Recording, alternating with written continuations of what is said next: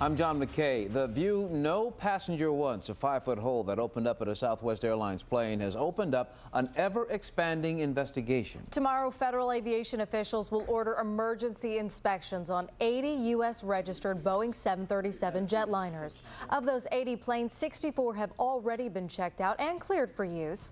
3 planes were found to have similar cracks in the fuselage. Southwest Airlines is waiting for instructions from Boeing on how to repair the cracks found on those 3 planes. So how does an airplane named the Classic end up with these kinds of problems? Channel 8's Byron Harris has our story.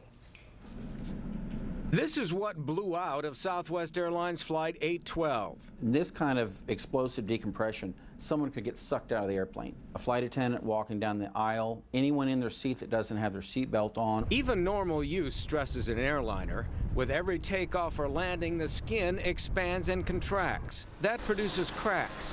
Airplane makers like Boeing have to create a system to spot and fix them.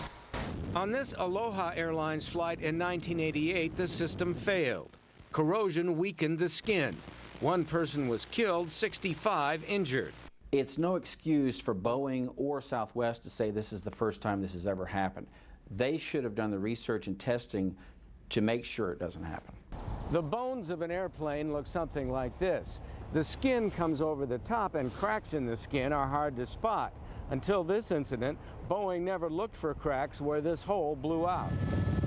The hole blew out along a seam of the plane that runs from front to back, called a lap joint. The aircraft's last major maintenance was about a year ago. Southwest had actually modified the lap joints on 92 of its 171 Boeing 737-300s before Friday's explosion.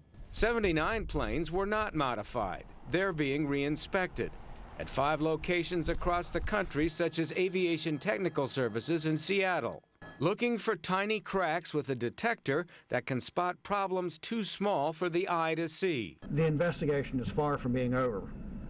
In fact, I look at it as the investigation is just now in the beginning phases. Southwest and the FAA have a history of problems and disagreements over 737 maintenance. Southwest was fined $7.5 million over inspections in 2009. After congressional hearings, FAA managers resigned. The hole is likely to open up new questions.